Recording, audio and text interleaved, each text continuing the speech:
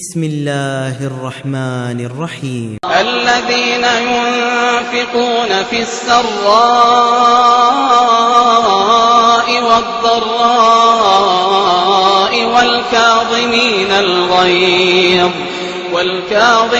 الغيظ والعافين عن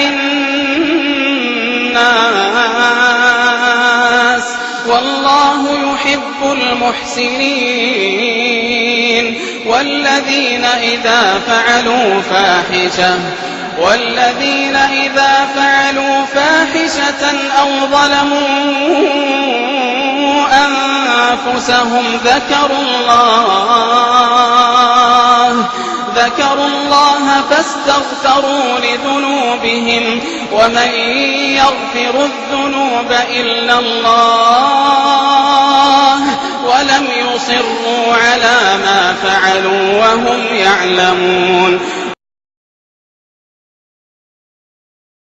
الحمد لله نحمده ونستعينه ونستغفره ونعوذ بالله من شرور أنفسنا ومن سيئات أعمالنا من يهده الله فلا مضل له ومن يضلله فلا هادي له وأشهد أن لا إله إلا الله وأشهد أن محمدا عبده ورسوله.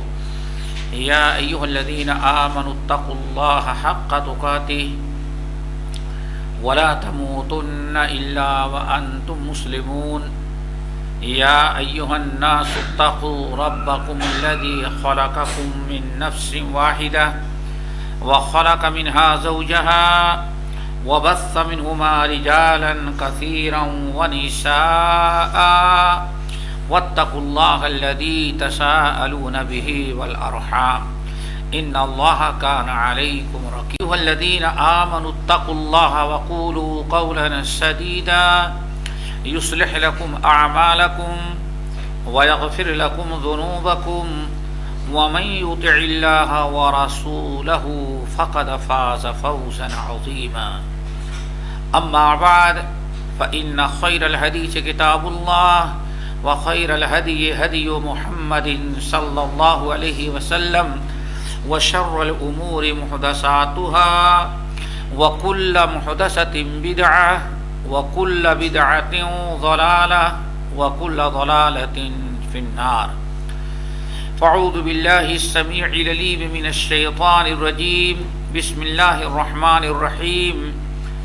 الذين ينفقون في السراء والضراء والكاظمين الغيظ والعافين عن الناس والله يحب المحسنين.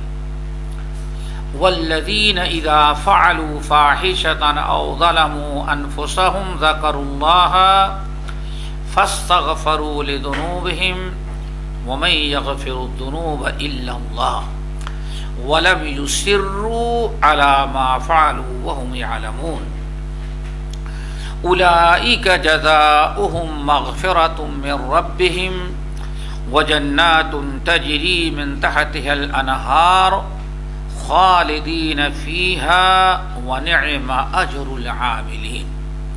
محترم سامعین، دینی بھائیوں اور اسلامی ماں اور بہنوں، آج اس درس کے لیے جو موضوع میں نے منتخب کیا ہے اس سورہ آل عمران کی 3 آیتیں ہیں.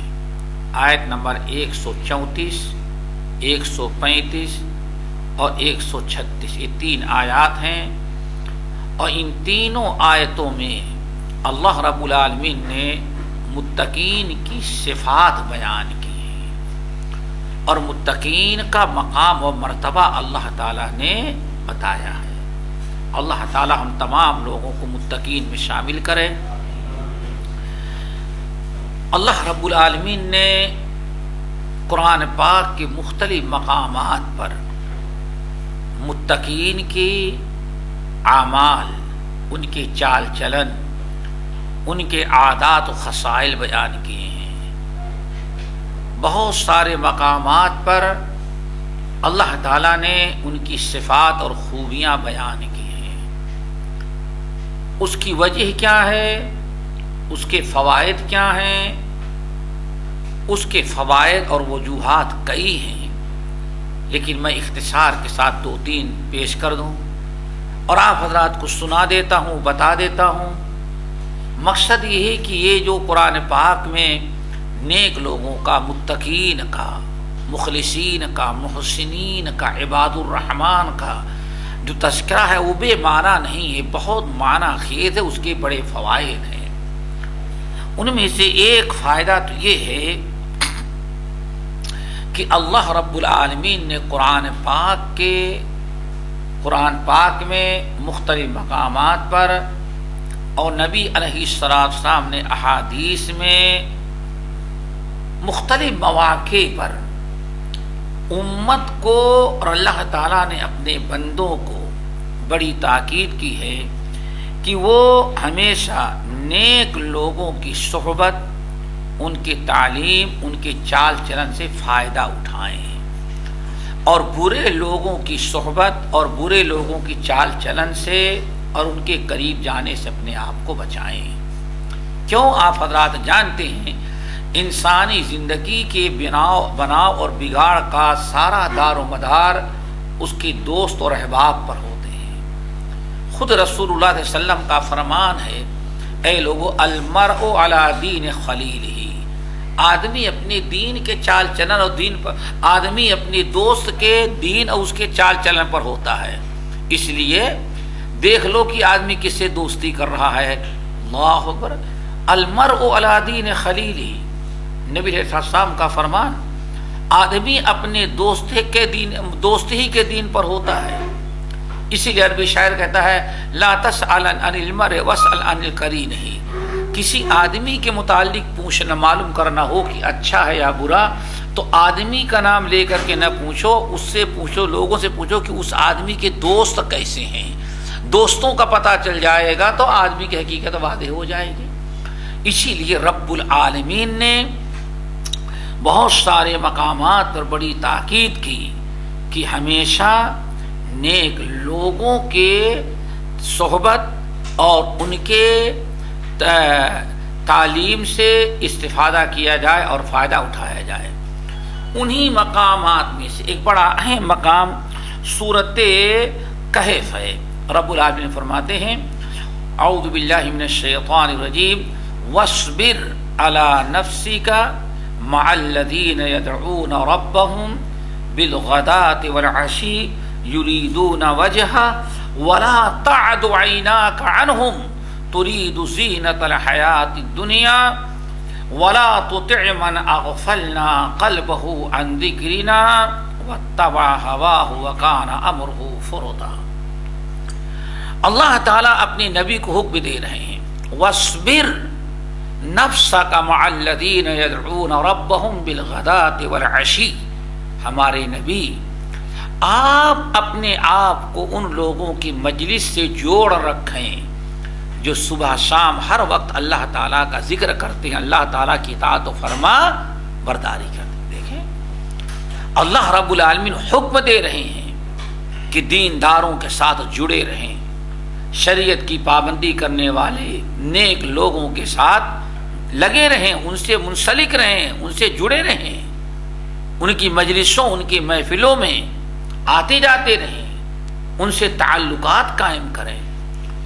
واصبر نفسك مع الذين يدعون ربهم بالغداة والعشي يريدون وجهه، اللہ کی رضا خوشنودی کے لیے جو صبح شام 24 گھنٹے کوشش کرتے رہتے ہیں، ہمارے نبی آپ ان سے اپنے آپ کو جوڑ رکھیں۔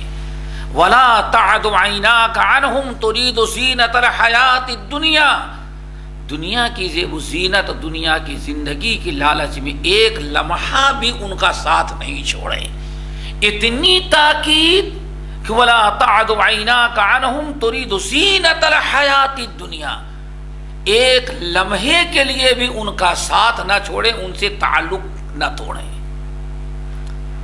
وَلَا تُطِعْ مَنْ أَغْفَلْنَا قَلْبَهُ، اور جس شخص کی دل کو ہم نے اپنی یاد، اپنی اطاعت و فرما برداری سے غافل کر دیا ہے، جو نافرمان ہے، آپ اس کے چال چلن کو نہ اپنائیں، اس کے ساتھ اپنا اٹھنا بیٹھنا نہ رکھیں، آپ اس کی باتوں کو نہ سنیں۔ کس قدر اسلام نے تاکید کی، اس لیے کہا جاتا ہے، حدیث کے اندر ہے، اللہ اکبر، ایک مرتبہ رسول اللہ صلی اللہ علیہ وسلم کہیں باہر نکلے اور جا رہے تھے، راستے میں دیکھا کہ مسجد کے قریب آپ پہنچے تو دیکھا کہ ایک مجمع لگا ہوا ہے، بہت سارے لوگ بیٹھے ہیں اور ایک نصیحت کرنے والا، واعظ کرنے والا آدمی واعظ کہہ رہا ہے۔ نبی علیہ السلام اس کے پاس آئے، جیسے مجلس میں آئے تو بیچارہ خوف زدہ ہوا اور فوراً اپنی زبان کو روک لیا، بیٹھ گیا۔ نبی علیہ السلام نے قص جاری رکھو جاری رکھو، تم نے اپنا بیان کیوں روک دیا؟ تم لوگوں کو نصیحت کرتے رہو۔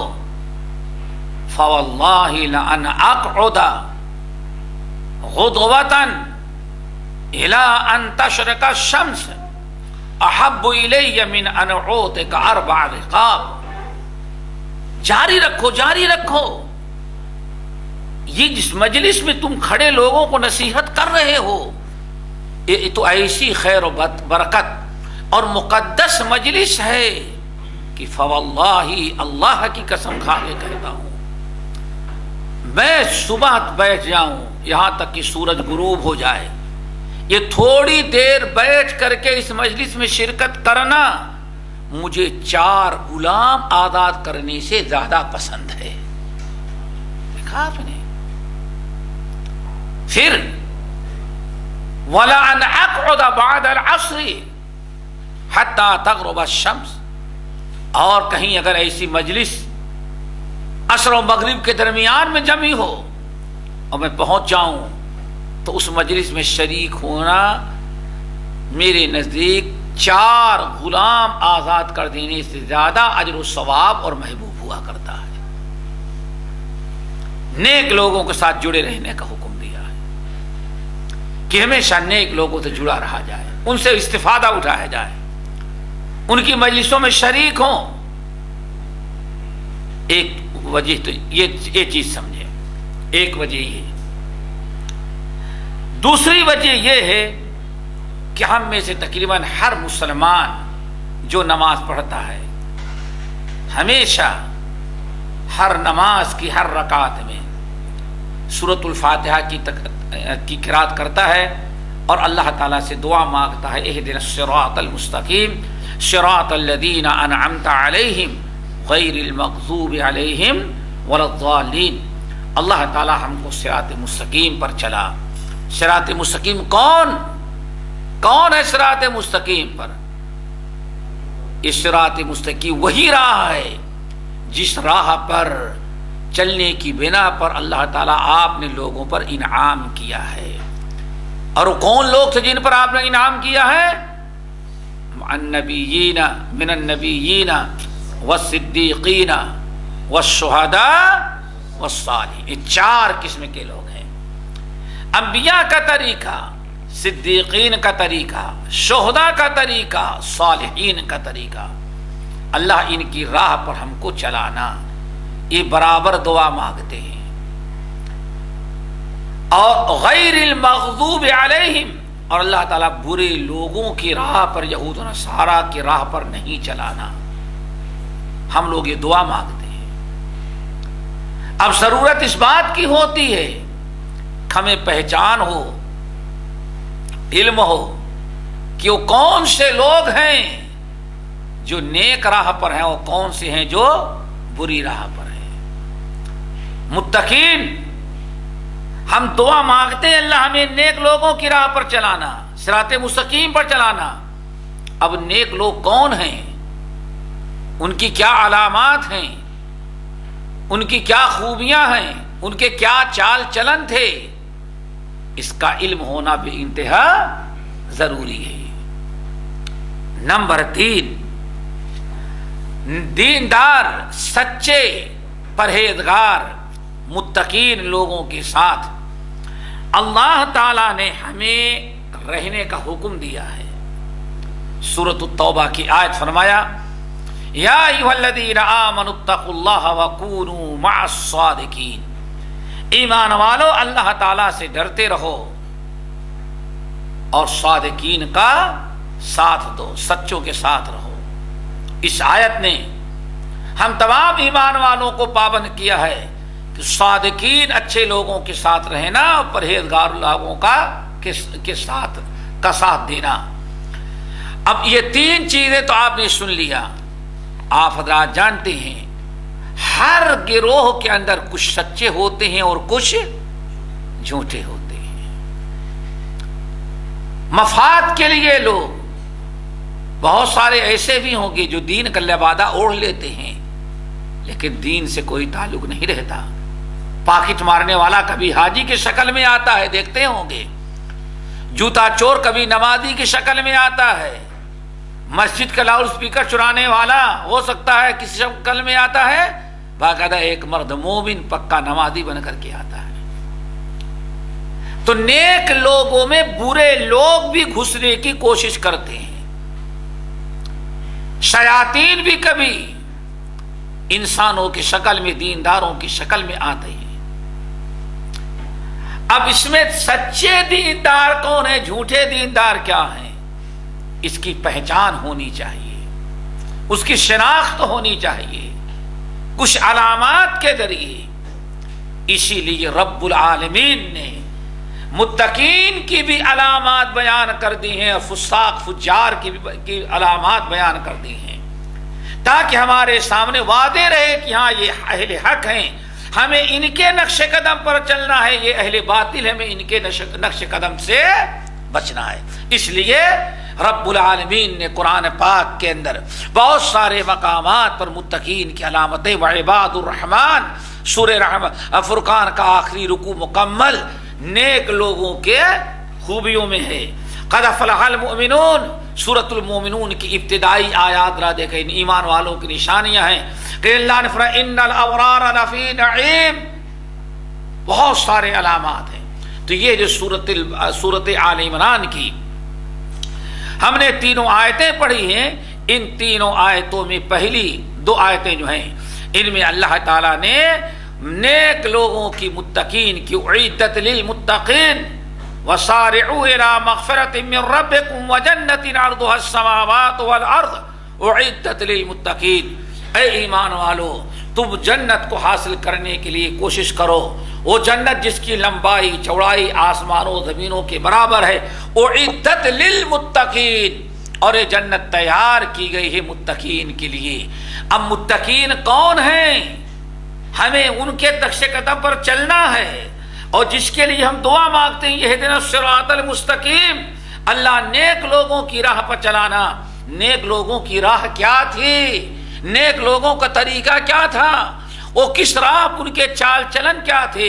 اللہ نے اس کا تذکرہ ان آیات میں کیا۔ فرمایا سب سے پہلی خوبی، سب سے پہلی خوبی، سب سے پہلی صفت جو متقین کی ہے، اللہ نے فرمایا الذین ينفقون فی السراء والضراء۔ اللہ اکبر۔ سب سے پہلی خوبی اللہ رب العالمین نے ان کی بیان کیا ہے، الذین ينفقون فی السراء والضراء، جو لوگ اللہ کی راہ میں خرچ کرتے ہیں، ہر حالت میں، ہر حالت میں اللہ تعالیٰ کی راہ میں خرچ کرتے ہیں، سرا میں بھی اور ضرا۔ سرا کہتے ہیں خوشحالی، خوشحالی، اور ضرا کہتے ہیں بدحالی یا تنگ حالی۔ خوشحال ہوں یا پریشان حال ہوں، ہر حال میں وہ اللہ تعالیٰ کی راہ میں خرچ کرتے ہیں۔ وہ کبھی بھی اللہ تعالیٰ کی راہ میں خرچ کرنے سے کنارہ کشی نہیں اختیار کرتے۔ جو دیندار اللہ تعالیٰ کے نیک بندے ہیں ان کی سب سے پہلی خوبی انفاق فی سبیل اللہ بیان کی ہے، یعنی اپنے رزق حلال سے اللہ تعالیٰ کی راہ میں خرچ کرنا۔ اور یہ خوبی ان کی ایک دن کی نہیں ہوتی، کوئی اس کا سیزن، کوئی موقع نہیں ہوتا، بلکہ ہر وقت جب بھی ان کو موقع ملا وہ اللہ تعالیٰ کی راہ میں خرچ کرتے ہیں۔ بلکہ سورۃ البقرہ میں تو اللہ نے ارشاد فرمایا، اللہ اکبر، والذین ينفقون اموالهم باللیل والنہار، الذین ينفقون اموالهم باللیل والنہار سرا وعلانیہ فلہم اجرہم عند ربہم ولا خوف علیہم ولا هم يحزنون۔ الذین ينفقون اموالهم باللیل والنہار، رات دن، یعنی مقصد کیا ہے؟ ہر وقت وہ اللہ تعالیٰ کی راہ میں خرچ کرتے رہتے ہیں۔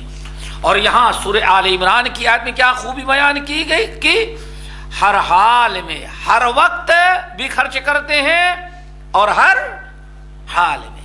ہر حال سے مراد چاہے خوشحالی ہو یا پریشانی ہو، امیر ہو یا غریب ہو، بس فرق اتنا ہوتا ہے اگر خوشحال ہیں تو زیادہ خرچ کرتے ہیں اور پریشان ہے تو کم، لیکن خرچ ضرور کرتے ہیں۔ یہاں یہ خوبی جو بیان کی گئی کہ ہر حال میں وہ خرچ کرتے ہیں، یہاں تک کہ اگر وہ غریب ہیں اس حالت میں بھی ہو، ہاتھ ان کے تنگ ہیں، جب بھی وہ خرچ کرتے ہیں۔ اس کی کئی وجہ ہے، 3 بڑی بڑی وجہ ہیں۔ نمبر 1 اچھی طرح سے یاد رکھیں، اللہ نے فرمایا کہ چاہے غریب ہو یا فقیر، خوشحالی کی حالت میں ہو، تنگحالی کی، اللہ تعالیٰ کی راہ میں برابر خرچ کرتے ہیں۔ اس آیت میں اس خوبی کے ذریعے اللہ نے واضح کر دیا کہ کوئی غریب ہو، پریشان حال ہو تو اس کو بھی اللہ تعالیٰ کے راہ میں خرچ کرنے سے معاف نہیں کیا جائے گا۔ سب سے پہلی خوبی متقین کی کیا ہے؟ یعنی مالدار ہیں خرچ کرتے نہیں، اللہ رب مالدار بھی خرچ کرتے ہیں اور غریبی کی حالت میں ہے جب بھی وہ اللہ تعالیٰ کی راہ میں خرچ کرتے ہیں۔ غریب ہے وہ اپنی حیثیت سے خرچ کرے گا اور امیر ہے تو وہ اپنی حیثیت سے۔ اتنا بہترین عمل ہے یہ، اتنا بابرکت مقدس یہ عمل ہے، اللہ تعالیٰ نے یہ نہیں کہا بھائی ذرا سوچیں بھائی اللہ تعالیٰ کے خزانے میں کسی چیز کی کمی ہے؟ بولو بھائی، ابھی ماشاءاللہ حاکم دبئی کو آپ 1 لاکھ دینا چاہے قبول کرے گا؟ ہو سکتا ہے 1 لاکھ تو قبول کر، لیکن 1000 تو نہیں قبول۔ یہ ان کی انسلٹ ہے بھائی۔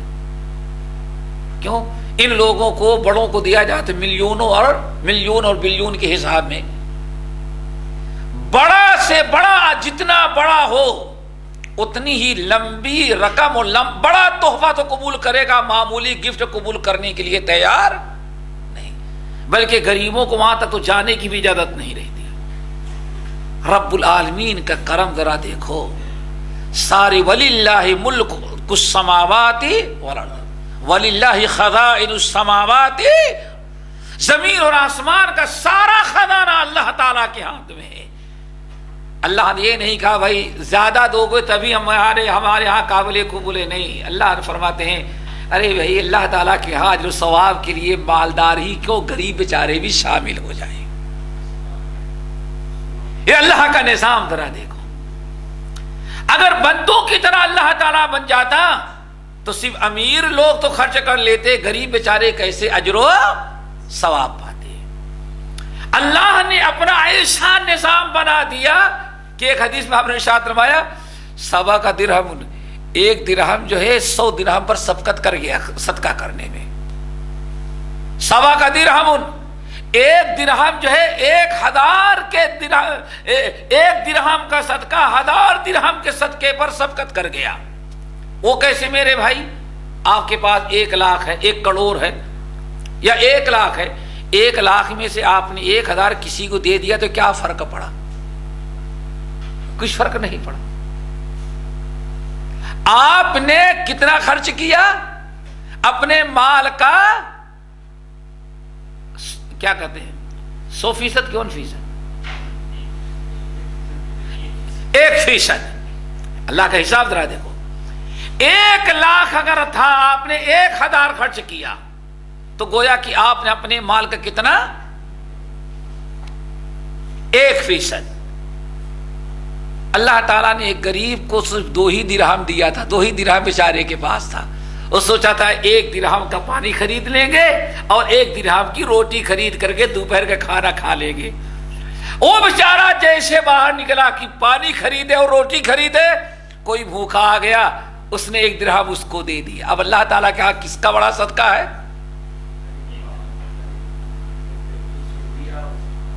کیوں بھائی؟ اس نے اپنے مال کا آدھا حصہ صدقہ کر دیا اور پہلے نے صرف 10واں بھی نہیں بلکہ 1% خرچ کیا. اسی لیے اللہ تعالیٰ نے چاہتا اس غریب کا صدقہ جو ہے امیر کے صدقے سے بڑھ گیا. اللہ رب العالمین یہ نظام بنا رکھے ہیں. الذین ينفقون فی السراء والضراء. امیر بھی اپنے آپ کو بے نیاز نہ سمجھے اور غریب بھی اللہ تعالیٰ کی راہ میں خرچ کرنے سے اپنے آپ کو بے نیاز نہ سمجھے. ایک کس کا کردار ہوتا ہے؟ متقین کا. متقین کے لیے ضروری ہے یہ خوبی اپنے اندر پیدا کریں. اور دوسری وجہ یہ ہے، اللہ اکبر، اگر آدمی اللہ تعالی کی راہ میں یہ اجازت نہ دیتا غریبوں کو تو ساری فضیلت صرف کون لے جاتے ہیں؟ امیر. غریب بیچارے فضیلت سے محروم رہ جاتے ہیں. نمبر 3، جو انسان ہر حال میں صدقہ کرنے کا عادی ہو جائے گا، چاہے خوشحالی ہو یا پریشان حالی، اس کا مطلب یہ ہے کہ جیسے کھانا پینا اس کی ایک صفت دائمی بن چکی ہے، ایسے اللہ تعالیٰ کی راہ میں دینا بھی اس کی ایک صفت دائمی بن چکی ہے. اپنے حیثیت کے اعتبار سے ہمیشہ وہ دیتا رہتا ہے. وَخَيْرُ الْعَمَلِ مَا دِيمَ عَلَيْهِ. اور ایک چیز اور یہاں بتا دیں، بلکہ 2 چیزیں یاد رکھیے بڑی اہم ہیں. اللہ نے کیا کون سی خوبی بیان کی؟ الذین ينفقون فی السراء والضراء. اللہ تعالیٰ کی راہ میں خرچ کرتے ہیں، لیکن اللہ نے یہ نہیں بتایا کیا خرچ کرتے ہیں. اللہ نے نہیں بتایا کیا خرچ کرتے ہیں. الذین ينفقون فی السراء والضراء.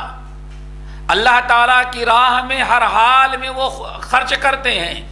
کیا خرچ کرتے ہیں اللہ تعالیٰ نے یہ نہیں بتایا.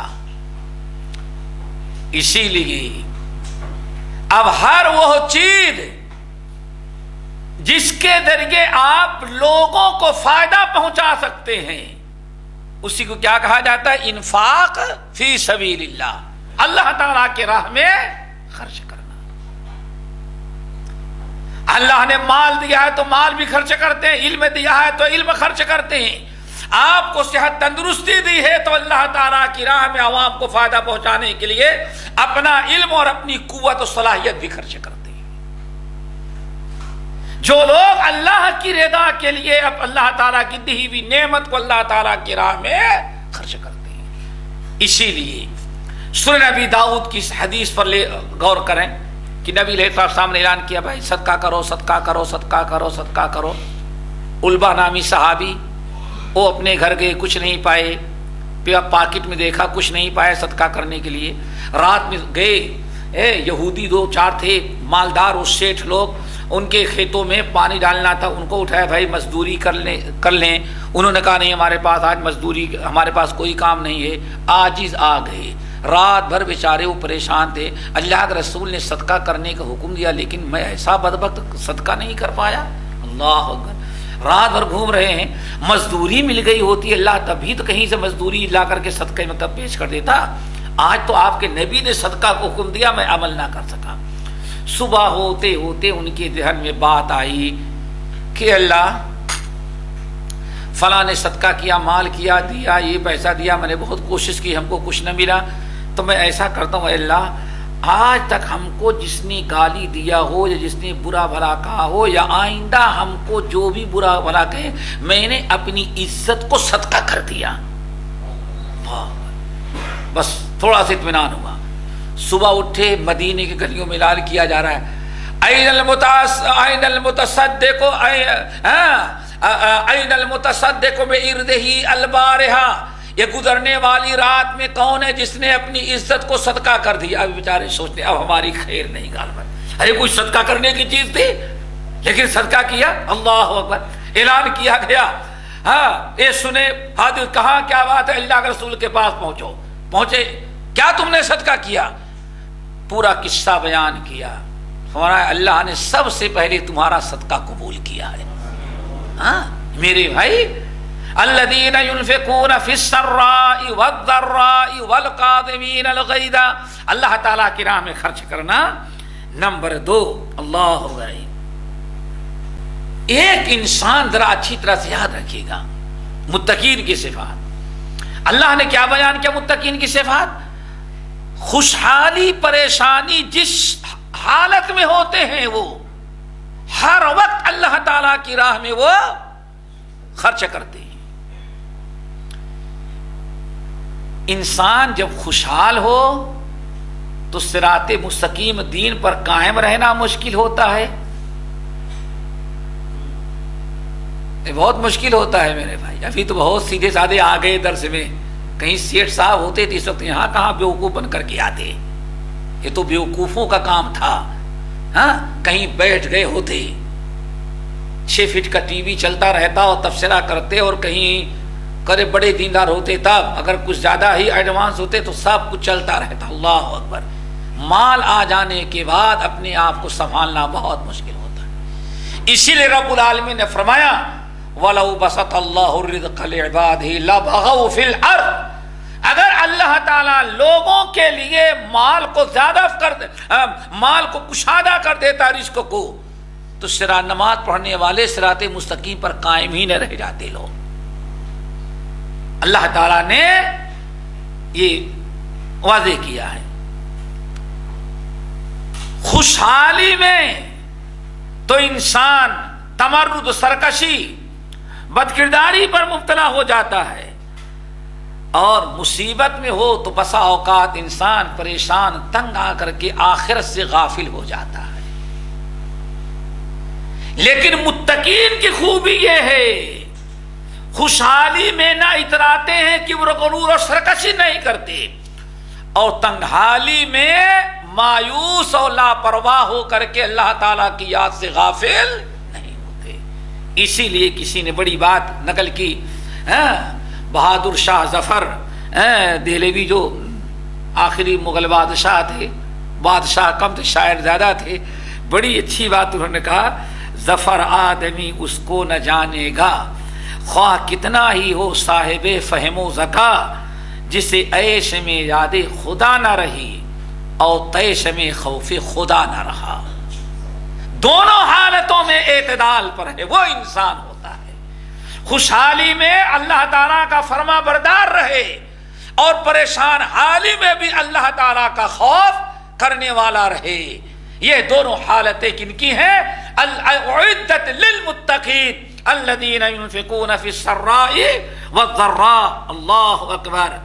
اب آئیں ذرا سا حدیثوں کے اندر ذرا دیکھو صحابہ کرام کے اندر یہ خوبی کیسی پائی جاتی تھی. اللہ تعالیٰ ہم سب کو عمل کی توفیق نصیب فرمائے. یہ بڑی اعلیٰ درجے کی خوبی ہے میرے بھائی, اللہ تعالیٰ کی راہ میں خرچ کرنا, صدقہ کرنا. ذرا سوچو کتنے بھی پریشان تھے لیکن صحابہ کرام خرچ کرنے میں کبھی پیچھے نہ ہٹے. حضرت طلحہ بن عبید اللہ رضی اللہ تعالیٰ عنہ کی بیوی سعودہ کہتی ہیں, امام طبرانی رحمت اللہ علیہ بسند حسن یہ واقعہ نقل کرتے ہیں, امام کہتی ہیں سعودہ رضی اللہ تعالیٰ عنہ, میں اپنے شوہر طلحہ بن عبید اللہ کے کمرے میں داخل ہوئی تو ان کو ذرا بڑا غمگین, بڑا پریشان حال دیکھا. میں نے مجھے بڑی حیرت ہوئی کہ اکیلے کمرے میں اتنا زیادہ غمگین کیوں بیٹھے ہوئے ہیں یہ. فرأیت منہ ثقلا, ہم نے ان کو بڑا اداس دیکھا. میں نے کہا ما لک لعلک رابک منی شیء, سرتاج شاید مجھ سے کوئی غلطی ہو گئی. خدمت میں کوئی کوتاہی ہو گئی، کھانا وقت پر نہ دے سکی، بستر برابر نہ، مجھ سے کیا غلطی ہو گئی جو آپ اتنا زیادہ اداس و ناراض ہیں؟ حضرت طلحہ بن عبید اللہ کیا کہتے ہیں بیوی سے؟ خاموش ہو جاؤ. وَلَنِعْمَ حَلِيلَةُ الْمَرْءِ الْمُسْلِمِ، ایک مسلمان مرد کو اچھی سے اچھی بیوی جو مل سکتی ہے وہ تم ہو. بڑی تعریف کی بیوی کی. کہنے لگے پھر آپ اتنے زیادہ افسوس کیوں کر رہے ہیں؟ کہ وَلَكِنْ اجْتَمَعَ عِنْدِي مَالِي فَلَا أَدْرِي كَيْفَ أَصْنَعُ، اصل میں تمہاری طرف سے کوئی کوتاہی نہیں، مال ہمارے پاس آ گیا ہے، اس مال نے مجھ کو بڑا پریشان کر رکھا ہے کہ اس مال کو میں کروں کیا. اللہ اکبر. کیا خیال ہے بھائی؟ اتنے ساتھی بیٹھے، ہم بھی اسی میں، ہمارے پاس مال آ جائے تو کوئی پریشانی نہیں، کیا کروں؟ پہلے ہی تو سارا پلان بنا ہوگا، کون بڑھے گا کروڑ، ہے کہ نہیں؟ ہم نے سنا کہ اللہ اکبر، سارے لوگ عشاء کی نماز چھوڑ دیتے تھے، شاید میرا نمبر لگ جائے. ایک جھوٹے اعلان کون پتے بنے گا کروڑ پتی. ایک جھوٹے اعلان نے، میڈیا نے لاکھوں مسلمانوں کو عشاء کی نماز سے محروم کر رکھا، شاید کہ ہمارا نمبر لگ جائے. اور میرا خیال ہے کوئی نہیں بن پایا. کہ کوئی بنا تھا؟ کسی کو نہیں مل سکا. یہاں پریشان یہ ہے کہ آخر اتنا مال آ گیا ہے، کیا کروں؟ بیوی بھی ہو تو ایسی ہو. سب سے اچھی بیوی کی سب سے بڑی نشانی کون ہے؟ جو شوہر کو دین کے معاملے میں شوہر کی مدد کرے. تُعِينُهُ عَلَى إِيمَانِهِ، بڑی خوبی دیندار نیک عورت کی یہ ہے کہ ہمیشہ دین کے معاملے میں اپنے شوہر کا تعاون کرے. دیکھ لیا کہ ہمارے شوہر اس وقت بڑے پریشان ہیں، کیوں؟ ان کے پاس مال آ گیا ہے اور ان کو نہیں سمجھ میں آ رہا کیا کریں. وہ تو یہ بھی کہہ سکتی تھی کیوں پریشان ہے، اتنے کے زیورات ہمیں بنوا دیں، اور یہ جھوپڑے میں ہے ایک بہترین قسم کا بلڈنگ بنگلہ بنا لیں. 1000 مثالیں دے سکتی تھی وہ، اور بہت سارے راستے بتا سکتی تھی، لیکن سمجھ رہی تھی کہ ہمارا شوہر ان چیزوں کو پسند نہیں کرتا. اس لیے انہوں نے بھی اپنی ہزاروں خواہشات کو کچل کر کے اپنے شوہر کے ساتھ اپنا مزاج سیٹ کر لیا، بنا لیا. اور آج ساری لڑائی میاں بیوی کی ہوتی کیوں؟ دونوں ایک دوسرے اپنے مزاج کو ایک دوسرے کے لیے ذرا اونچ نیچ کر کے ازدواجی زندگی نبھانے کی کوشش نہیں کی جاتی. اکڑپن ہوتا ہے، میں ایک چیز نہیں چھوڑ سکتا. نہ عورت پیچھے ہٹنا چاہتی نہ شوہر. اگر حالات کو دیکھ لے شوہر بیوی کو کہ مزاج کو دیکھ لے، یا عورت کو لے لے، شوہر شاید بات نہ مانے، لیکن عورت اپنی مزاج میں تو تبدیلی لا سکتی ہے. شوہر کے ساتھ شوہر کی پسند کا خیال رکھ لے، یا شوہر عورت کی اپنی بیوی کے پسند کا خیال رکھے، ازدواجی زندگی آسان ہو جائے. پتہ نہیں سودا کی کتنی خواہشات رہی ہوں گی، لیکن سمجھتی تھی کہ شوہر کو ہماری خواہشات کے مطابق تو جانتا ہے کہ صبح بڑی پراپرٹی خرید لے گا، لیکن کچھ نہیں. انہوں نے کہا نہیں، شوہر کچھ اور چاہتا ہے. انہوں نے کہا کہ آپ کو کیا پریشانی ہے، اتنا اداس آپ اس لیے ہیں کہ مال آ گیا ہے، اور مال آپ کیا کریں؟ 1 منٹ کا کام ہے. ادعو قومک، اپنے قبیلے کے اور رشتہ داروں کو بلائیں، اور جتنا مال اللہ نے آپ کو دیا، آپ پریشان ہو رہے ہیں، سارا مال اپنے رشتہ داروں میں آپ تقسیم کر دیں. کیا خیال ہے؟ اچھی رائے تھی بری رائے تھی بھائی؟ الحمدللہ. بیوی فائدے میں رہی سودا کے نقصان میں؟ کیسے فائدے میں رہی؟ نقصان تو ہو گیا بیچاری کا، کچھ لے لیتی نہیں، بڑے فائدے میں. کیوں؟ اس حدیث پر کو دیکھو بخاری کی، کہ شوہر کو اللہ نے جتنا ثواب دیا اتنا بیوی کو بھی دے دیا. شوہر کو دیا مال کمانے کی وجہ سے اور بیوی کو دیا خرچ کرنے کی رائے اور مشورہ دینے کی وجہ. الدال علی الخیر کفاعلہ. آپ نے فرمایا نیکی کی راہ بتا دینے والا، مشورہ دے دینے والا بھی نیکی کرنے ہی کے برابر ثواب پا جاتا ہے. بڑے خوش ہو گئے، غلام کو بلایا، یا غلام یا غلام. دوڑا ہوا آیا، ہمارے رشتہ داروں کو، ہمارے قبیلے کے لوگوں کو بلا لاؤ. آ گئے، سارے لوگ اکٹھا ہوئے، تھوڑی دیر میں سارا مال کھتے. طلحہ رضی اللہ تعالی خوش، بالکل کوئی ٹینشن نہیں، کوئی پریشانی نہیں. کیوں؟ حساب نہیں دینا پڑے گا اللہ تعالیٰ کے یہاں کہ اتنا تھا، کیا کیا تو نے کیا. اللہ نے دیکھ لیا کہ میں نے رکھا ہی نہیں اپنے پاس. حساب کس کا ہے؟ حساب کی فکر وہ کرے جس کے پاس ہو. اللہ اکبر. کسی نے پوچھا ان کے خزانچی سے، جو خزانچی کیشیئر کیا کہتے ہیں، جو تقسیم کرنے والا تھا، کتنا تھا؟ کا 400، 4 لاکھ دینار تھے. کتنے؟ 4 لاکھ درہم یا دینار سمجھ لو. اللہ اکبر. ہمارے بھائی بیٹھے ہوئے ہیں، آپ لوگ تو نہیں جانتے ہوگے یا ہمارے بزرگوار جانتے ہوگے. آج سے 25-30 سال قبل اگر کسی کے پاس 1000 ہوتا تھا گاؤں میں تو لوگ اس کو کہتے 1000 پتی ہے. وہ زمانہ دیکھا کہ نہیں دیکھا ہے؟ 100 کا نوٹ اگر جیب میں ہو تو آج آدمی کو اتنی 1 لاکھ ہو تو 1 لاکھ بھی کم ہوگا جو یہ 100 کی نوٹ کسی کی پاکٹ میں. ابھی 30-35 سال قبل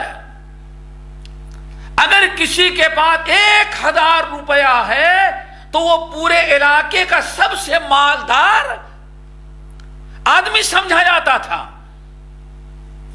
آج سے 1450 سال قبل 4 لاکھ رہا تو کتنی بڑی رقم آج کی بن جائے گی. ذرا دیکھو، 4 لاکھ ایک لمحے میں انہوں نے خرچہ کر دیا. اللہ تعالی ہم تمام لوگوں کو توفیق نصیب فرمائے. حضرت امام احمد ابن خزیمہ، میرے بھائیوں، یہ متقین کی اعدت للمتقین الذین ينفقون فی السراء والضراء والکاظمین الغیظ والعافین عن الناس، یہ بڑی عالی شان خوبیاں ہیں. انفاق فی سبیل اللہ، اللہ تعالیٰ کے راہ میں خرچ کرنا. حضرت عقبہ ابن عامر رضی اللہ تعالیٰ عنہ جو جلیل القدر صحابی ہیں، ان کا واقعہ بڑا مشہور ہے. حضرت عقبہ ابن عامر رضی اللہ تعالیٰ عنہ، اس حدیث کو اگر یاد بھی کرنا چاہے تو یاد کر لیں. شاید یہی ایک حدیث سن لینے کے بعد ہمارے اندر انفاق فی سبیل اللہ کی فکر پیدا ہو جائے.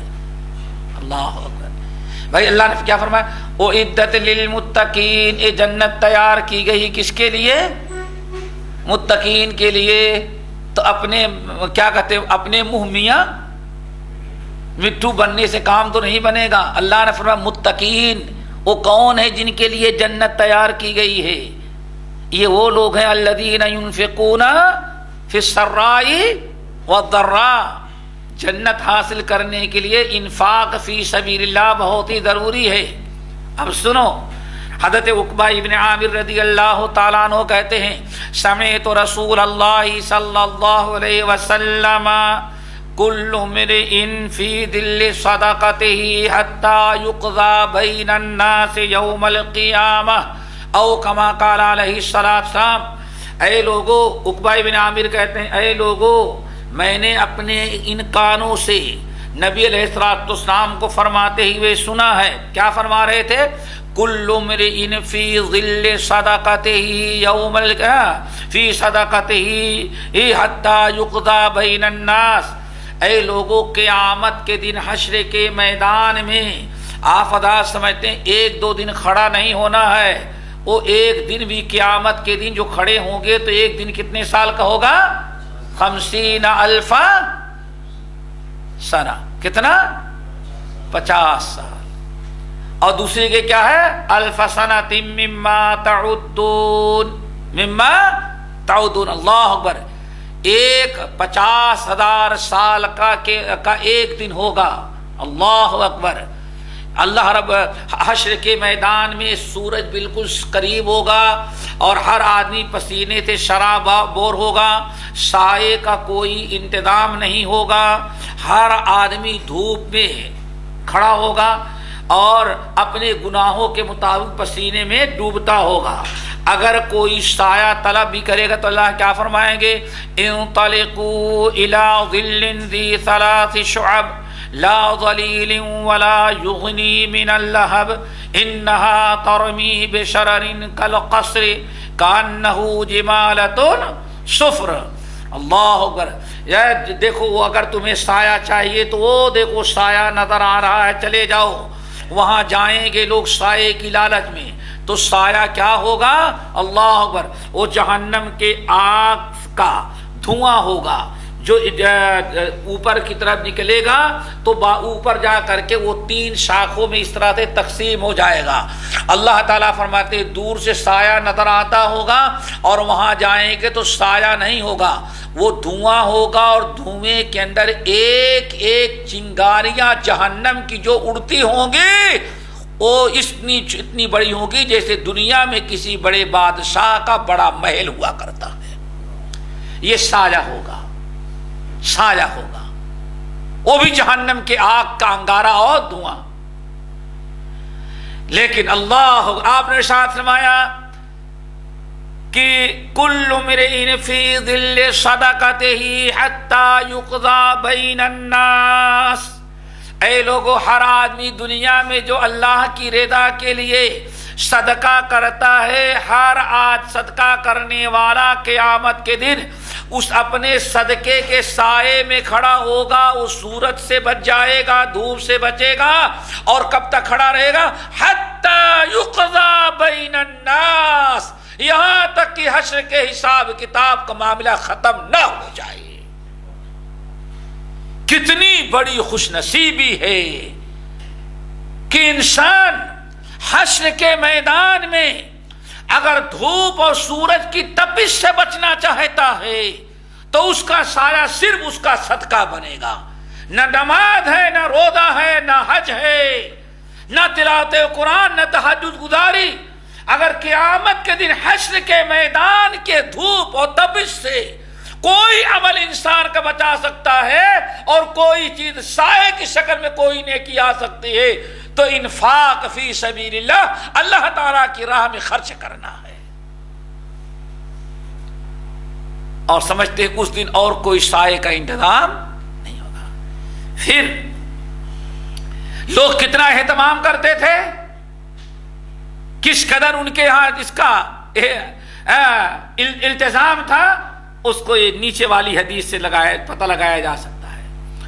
ابو مرثد یزید بن ابی حبیب رحمۃ اللہ علیہ کہتے ہیں، ابو مرثد تابعی جو ہیں، لا یخطئہ یوم صدقہ، کوئی دن ایسا نہیں تھا کہ یہ صدقہ نہ کرتے ہو۔ کون؟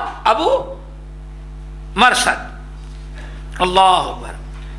سب سے پہلے یہ مسجد میں داخل ہوتے تھے اور کوئی ایسا دن نہیں کہ یہ صدقہ نہ کر رہے ہو، یہاں تک کہ کہتے ہیں بسا اوقات ہم نے دیکھا کہ یہ مسجد میں داخل ہو رہے ہیں نماز پڑھنے کے لیے، الا فیکم ہی صدقہ، کہتے ہیں دیکھتا کہ یہ مسجد میں جا رہے ہیں نماز پڑھنے کے لیے تو صدقہ کرنے والی چیز میں دیکھتا اپنے جیب میں یا اپنی آستین میں پاکٹ بنا رکھتے تھے، اس پاکٹ کے اندر صدقے کی چیز رہتی تھی، اما صدقۃ اما فلوس، یا تو پیسہ ہوتا یا خبز، کچھ نہیں تو روٹی ہوتی، روٹی نہیں تو چاول، آٹا، گندم تھوڑے ایک مٹھی رکھ لیتے۔ اللہ اکبر۔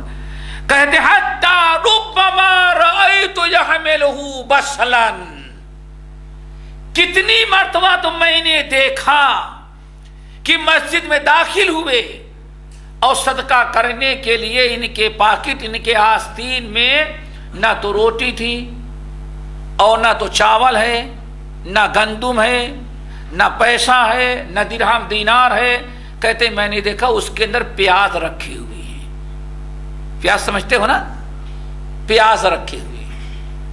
کہتے میں نے ان سے کہا یا ابن حبیب اللہ کے بندے یہ کیا غضب کرتا ہے، اس سے تو تمہارے کرتے میں بدبو پیدا ہو جائے گی. کہا بدبو تو پیدا ہوگی لیکن غریب کے پیاز بھی کام آ جاتا ہے.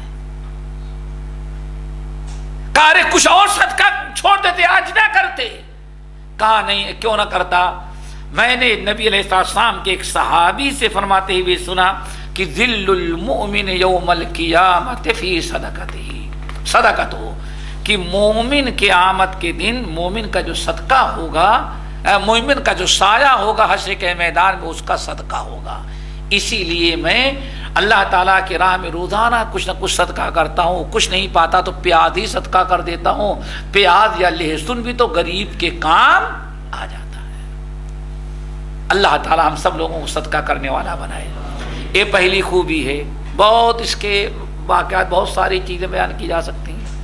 دوسری خوبی الذین ينفقون فی السراء والضراء، دوسری خوبی ہے والکاظمین الغیظ. متقین کی دوسری بڑی نرالی خوبی ہے کہ جب وہ غصہ ان کو آتا ہے تو غصے کو پی ڈالتے ہیں، غصہ استعمال نہیں کرتے. اللہ تعالیٰ غصے سے سب کو بچائے. اللہ اکبر. حضرت امام بخاری رحمت اللہ علیہ نقل کرتے ہیں، حضرت ابو ہریرہ رضی اللہ تعالیٰ عنہ حدیث کے راوی کہتے ہیں ایک شخص نبی علیہ السلام کے پاس آیا اور اس نے کہا یا رسول اللہ اوصنی، آپ مجھے کچھ وصیت کریں. اوصنی، آپ وصیت کریں. تو آپ نے فرمایا لا تغضب، غصہ نہیں کرنا. پھر کچھ دنوں کے بعد کہا یا رسول اللہ اوصنی، آپ مجھے کچھ وصیت کریں. آپ نے فرمایا لا تغضب، غصہ مت کرو. غصہ تو آ جاتا ہے بھائی، کیا مطلب ہے؟ غصہ آ جائے تو غصہ استعمال نہ کرو، غصے پر قابو پالو. پھر کچھ دنوں کے بعد کہا یا رسول اللہ اوصنی. وہ سوچتے ہیں کوئی بڑی چیز کی وصیت کرتے، یہ کون سی لمبی وصیت، بڑی معمولی سی وصیت، غصہ نہیں کرو.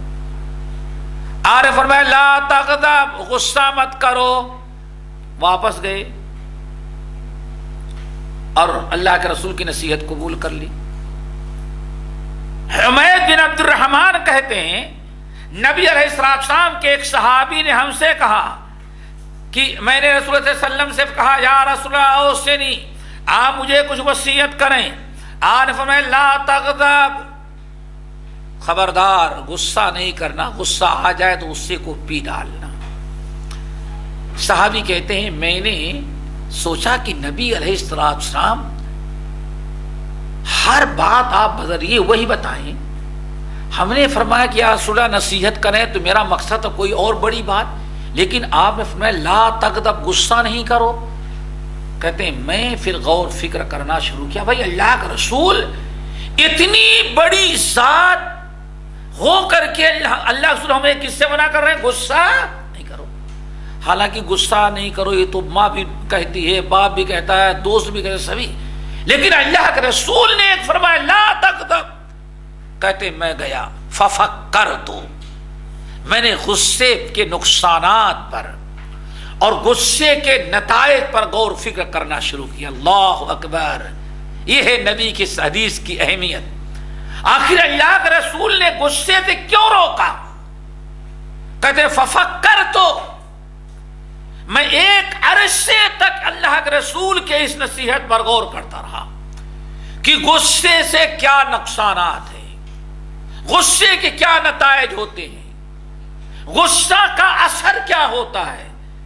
کہتے ہیں خوب غور فکر کرنے کے بعد میں نے دیکھا فَإِذَا الْغَضَبُ يَجْمَعُ الشَّرَّ كُلَّهُ، ہمارے معاشرے میں جتنی برائیاں پیدا ہوتی ہیں وہ سب کا بنیاد غصہ ہوتا ہے. سب کی بنیاد جو ہوتی ہے وہ کیا ہوتی ہے؟ غصہ ہے. آپ تجربہ کریں. ہم غصے میں آ کر کے بھی کچھ کہنے، دینی اجتماع ختم نہیں ہوگا بھائی.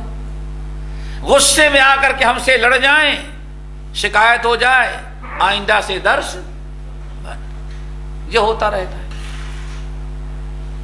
اگر غصے پر قابو نہ پائیں, بیوی سے تھوڑی سی غلطی ہو, بنا ہوا بس آباد بسا ہوا گھر اجڑ گیا.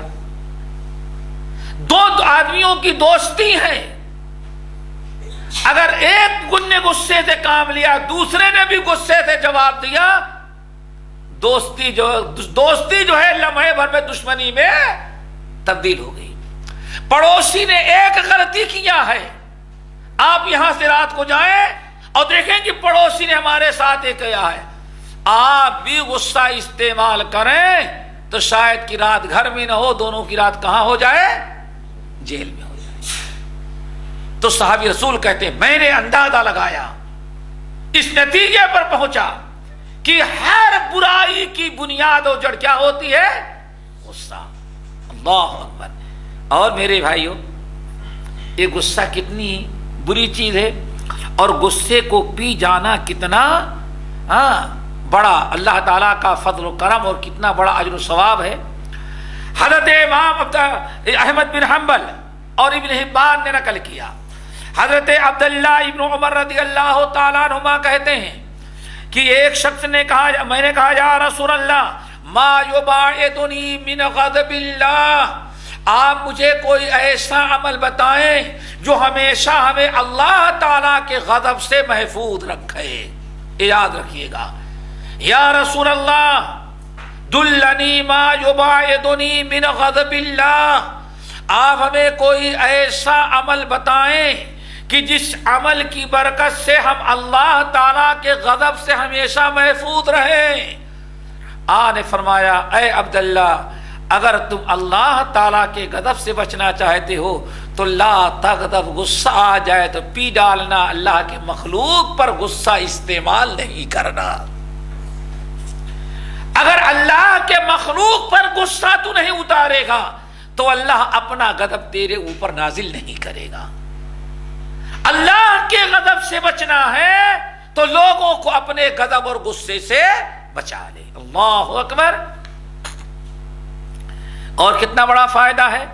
امام طبرانی رحمت اللہ علیہ بسند صحیح نقل کرتے ہیں, حدیث کے راوی ہیں حضرت ابو الدرداء رضی اللہ تعالیٰ عنہ, کہتے ہیں ایک شخص نبی علیہ السلام کے پاس آیا اور کہا یا رسول اللہ دلنی علی عملی یدخلنی الجنہ, مجھے ایسا عمل بتائیں جو ہمیں جنت میں داخل کر دے. آپ نے ارشاد فرمایا لا تغضب ولک الجنہ, میاں غصہ نہ کرو, جنت تیرے لیے واجب ہو جائے گی. میرے بھائی بہت بڑا عمل ہے, اللہ تعالیٰ اس پر عمل کی توفیق نصیب فرمائے. امام ابو داؤد رحمۃ اللہ علیہ نقل کرتے ہیں ایک شخص نبی علیہ السلام کے پاس آیا اور کہا, غصے کے بارے میں سوال کیا, آپ نے فرمایا سنو من کظم غیظا. اللہ اکبر. میرے بھائی ذرا اس حدیث کو سنو. غصہ تو آتا ہے, غصہ شیطان دلاتا ہے, فطری چیز ہے, لیکن غصے کو استعمال نہ کرنا کتنا بڑا اس کا بدلہ, کتنا بڑا اجر و ثواب, اس کا کتنا اچھا نتیجہ ہوتا ہے. وہ اس حدیث سے یاد رکھا ہے. آپ نے فرمایا من کظم غیظا وهو قادر ان ينفذه ملأ الله قلبه امنا ونورا ایمانا. اللہ اکبر. عارف من کظم غیظا وهو قادر ان ينفذه ملأ الله قلبه امنا وایمانا. اللہ اکبر. جس شخص کو غصہ آیا اور اپنا غصہ اتارنے پر قدرت بھی رکھتا ہے لیکن اللہ کی رضا کے لیے غصہ پی گیا اور غصے کا جواب غصے سے نہیں دیا, غصہ پی قدرت رکھنے کے باوجود غصہ پی ڈالا. اللہ تعالیٰ اس بندے سے اتنا زیادہ خوش ہوتا ہے کہ دو اعلیٰ درجے کی نعمتیں عطا کرتا ہے. نمبر 1، ملا اللہ قلبہ امنا، اب جہنم وغیرہ کے خوف و ڈر سے اللہ تعالیٰ اس کے دل کو بے نیاز کر دے گا. اور دوسری بڑی نعمت کیا ہے؟ وَإِيمَانًا، اللہ رب العالمین مرتے دم تک اس کے ایمان کی حفاظت کا وعدہ کر لیا. اب بے ایمان نہیں ہو سکے گا. یہ کیوں؟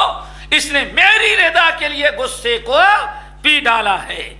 اور میرے بھائیو، حضرت معاذ بن انس رضی اللہ تعالیٰ عنہ کی حدیث ابو داؤد، ترمذی، ابن ماجہ وغیرہ کی روایت ہے کہ اللہ کے رسول نے ارشاد فرمایا، من کظم غیظا وهو قادر على ان ينفذه دعاه الله على رؤوس الخلائق حتى يخيره من اي الحور العين شاء او كما قال استحسان.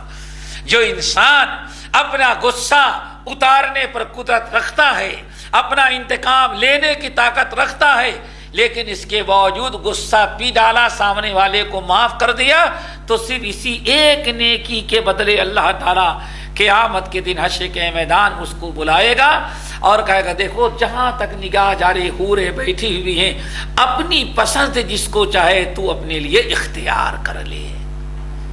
اللہ تعالیٰ سب کو عمل کی توفیق نصیب فرمائے. یہ دو صفات متقین کی ہیں.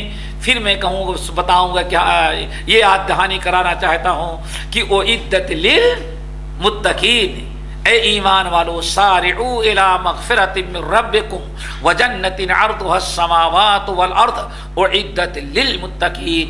اے ایمان والو، اس جنت کو حاصل کرنے کی کوشش کرو جس جنت کی لمبائی چوڑائی زمینوں اور آسمانوں کے برابر ہوگی. اعدت للمتقین، اور تیار کی گئی ہے کن کے لیے؟ متقین کے لیے. اب کوشش کرو حاصل کرنے کی. کوشش کیسے کی جائے؟ سب سے پہلی کوشش ہونی چاہیے الذین ینفقون فی السراء والضراء، اور اس کے بعد دوسری نمبر کی کوشش کیا ہونی چاہیے؟ والکاظمین الغیظ. باقی انشاءاللہ اگلے درس میں اقول قولی ھذا واستغفر اللہ من کل ذنب واتوب الیہ. سبحانک اللہم وبحمدک اشہد ان لا الہ الا انت استغفرک واتوب الیک.